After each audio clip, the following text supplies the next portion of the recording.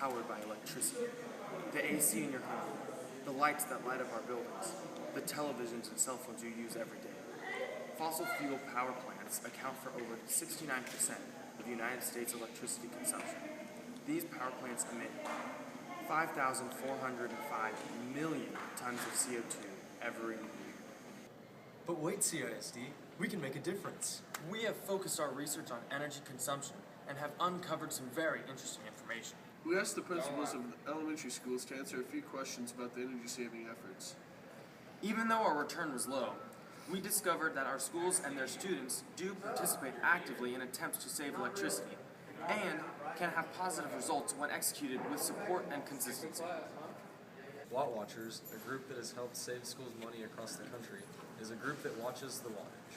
They make sure lights are turned off when not in use, make sure electronics are not plugged in when it is not necessary, and monitor any other sources of wasted electricity.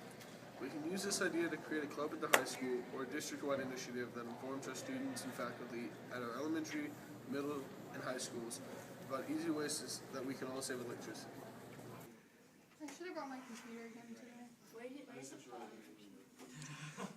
Watchers! We watch wattage. Embarrassing. In an attempt to discover more opportunities to save electricity, we held our own experiment. We asked, are hand dryers that use an infrared eye more efficient than ones that run for a certain amount of time? To test our experiment, we went into the CHS bathrooms. We found out how long, on average, it takes to wash your hands and how long the hand dryers run for. On average, the hand dryers run for 15 extra seconds. Now, if you multiply these 15 extra seconds over 3,200 students and faculty washing their hands 1.5 times every day over an entire school year, you get 8,600 wasted kilowatt hours. And over multiple years, that adds up to a lot of saved money and saved electricity.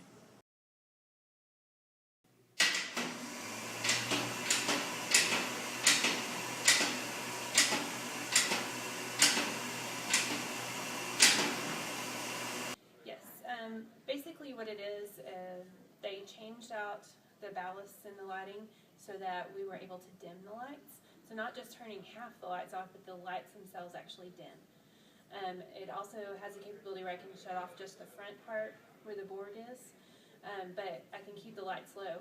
And just having it full on saves 50% of energy than what a regular classroom would save when I have all my lights full on.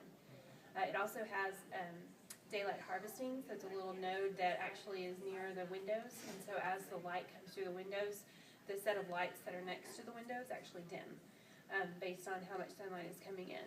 And then I also have a motion sensor, so whenever we leave the room, after 15 minutes it'll actually go off on its own. And actually when I sit at my desk for too long, it goes out on me.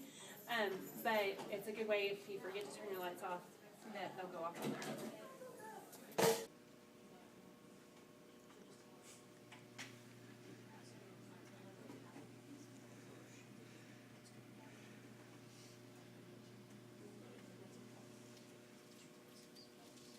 The electricity bill showed us both how much electricity usage each CISD building uses and how much it costs.